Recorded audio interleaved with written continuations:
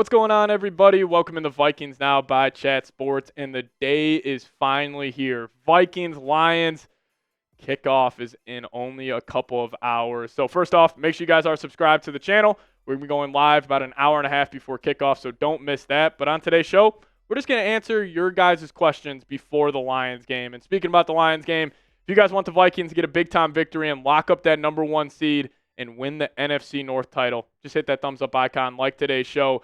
I'm going to put the goal on this as 1,500 likes. Let's see if you guys can get there, but if you guys could, that'd be sweet. Hey, if you guys want the Vikings to beat the Lions, hit that thumbs up button. But Clean 18 Prods coming in saying, #Vikings. Sam Darnold can't force the ball to coverage. Do you agree?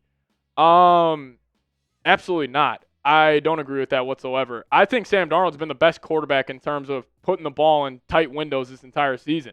Like, he's got so much zip on the football where even if a window, from our bird's eye view watching on TV, like, it looks so tight of a window, but Sam Darnold just zips it in there. I think that's really what he excels in. And Sam Darnold's just been amazing. But shout out to you, Clean 18. And then Astro coming in saying, #Vikings. Do you think we would draft a running back if we don't re-sign Aaron Jones? 110%. And I actually think that's what the Vikings should do. I love Aaron Jones. He's been awesome. He actually came out today and said he would want to retire a Minnesota Vikings. So, suck it, Packers fans. I'm sure that feels great to have your star running back who's played there for 10 seasons say he wants to retire with your division rival. But yeah, I mean, if I were the Vikes, I would let Jones walk. He's 30 years old. A lot of tread on those tires. I would have loved to go draft a running back. And this year's class is one of the best I've ever seen. There's studs that you could get at every single round. And, maybe Genty kind of getting locked up by Penn State this past week.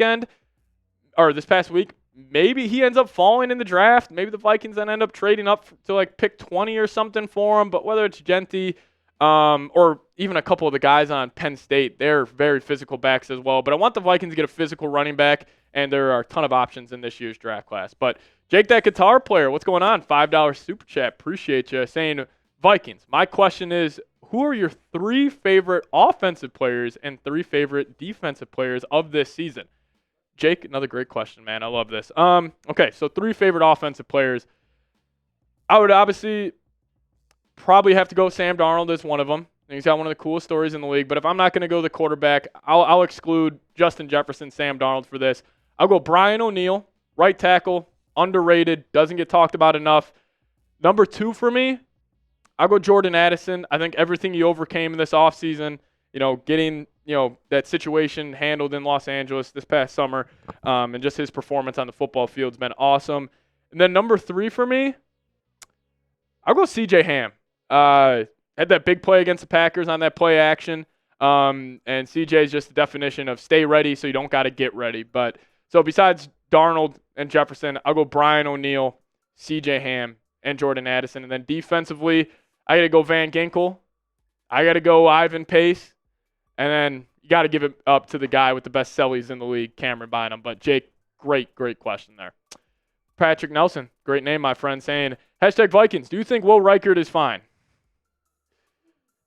Yes, I do. I say that, yeah, very unsure. I hope so. I really do, man. I have a feeling he is going to have to make a big-time kick, whether that's at the end of the half or end of the game this week. I saw a very funny meme out there. It was like a Riker jersey and a Ouija board, and it was like, I'm going to make everything right this weekend. So I think he's fine. I'm not going to overreact to a couple of missed kicks over the last couple of weeks, but then again, with this history of this franchise, yeah, kickers scare the hell out of me. But I'm gonna be optimistic here. I'm gonna say absolutely he is 110% fine, Patrick Nelson. Vikings fan coming in, saying if we do get Travis Hunter, do you think he would be wide receiver 1, 2, or 3? Number 3. He wouldn't come in and take reps away from Addison or obviously Jefferson. But I actually do think Travis Hunter, if I am his agent and I am in his camp, I am probably viewing the Vikings as an ideal landing spot because, 1, you would be our lockdown corner. You would play every snap defensively, but then when you do, or when the Vikings are on offense, you can just plug him into wide receiver 3. He would be a great complementary piece to Addison and Jefferson. So I would love Travis Hunter on the Vikes. going to be very unlikely unless they do trade J.J. McCarthy for like a top 5 pick in the draft. But hey, that'd be pretty cool. But you guys let me know, who's your favorite player on the Vikings team? Hey, shout out to Jake, that guitar player. I didn't even know I was asking this when you asked me that. But you guys let me know, on this team specifically, the 2024-25 Vikings, who is your favorite player? I'll put a caveat on this. Can't say Justin Jefferson. But you guys let me know your thoughts down below. Now we'll get to more questions here in a sec. But first off, got to tell you guys about my favorite sponsor here, and that is PrizePicks. Now, if you guys download the PrizePicks app today, plug in that promo code CLNS. You guys will get $50 instantly after you play your first $5 lineup. Now, what is PrizePicks? PrizePicks is the best place to get real money sports action with over 10 million members and billions of dollars in awarded winnings. PrizePicks has made daily fantasy sports accessible to all. You just pick more or less on at least 2 players for a shot to win up to 1,000 times your cash. Run your game all season long on PrizePicks. Now, if you guys are trying to add any more juice or just increase your viewing experience for a Vikings, Timberwolves, or Wild game, PrizePicks is the #1 way to do so. Even if a game's a blowout, you guys can follow your PrizePicks lineup throughout the entire event. So download the app today, plug in that promo code CLNS. You guys will get hooked up with $50 instantly after you play your first $5 lineup. So download the PrizePicks app today, plug in that promo code CLNS. Get $50 instantly after you play your first $5 lineup. A big shout out to them for sponsoring today's show. PrizePicks, run your game. Bram Olsen, what's going on? #Vikings. Do you think there's a special chemistry throughout the team that we haven't seen / felt for a quite while? 100%. So I'm a big vibes guy when it comes to sports.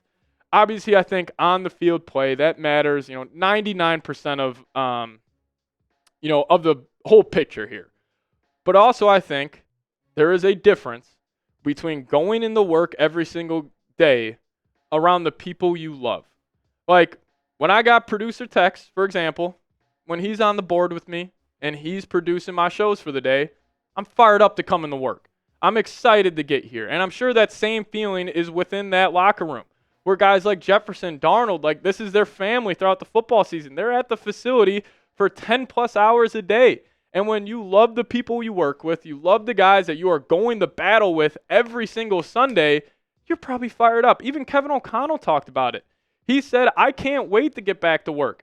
I can't wait to, go and improve this football team, and it's because of the love that these guys have for each other. So, Bram, 110%. Mike Freeman, what's going on? So, do you think the Vikings have been holding back and ready to explode and truly show their full capabilities in the playoffs? I'm going to go yes on this.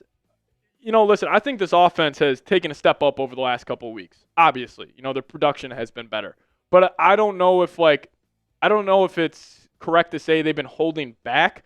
I just think it's more of them getting more familiar with each other.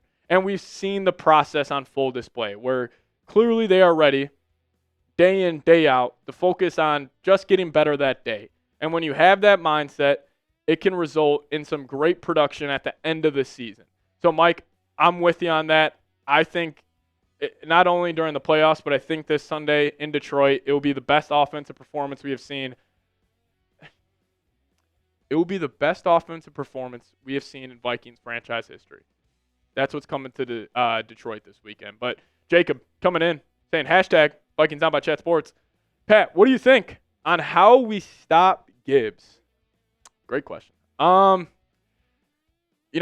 I guess a simple answer is, you got to load the box up, put 8 guys down there, really sell out on the run.